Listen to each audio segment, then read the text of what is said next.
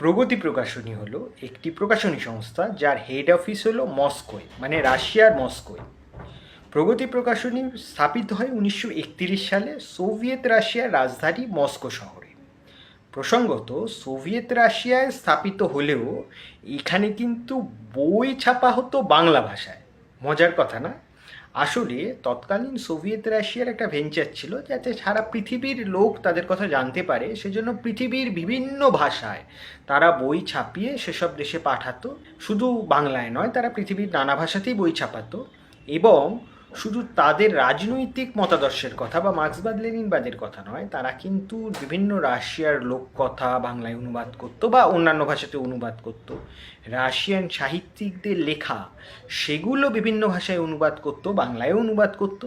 এমনকি বিভিন্ন বৈজ্ঞানিক আবিষ্কারের কথা, ছোটদের জন্য বিভিন্ন বৈজ্ঞানিক আবিষ্কারের কথা, বিজ্ঞান চেতনার কথা, সেগুলো পৃথিবীর বিভিন্ন ভাষায় অনুবাদ করে তারা সারা পৃথিবীতে পাঠাতো, যাতে বিজ্ঞান চেতনার উন্মেষ হয় আর কি। এইভাবে প্রগতি প্রকাশনী কিন্তু কাজ করতো।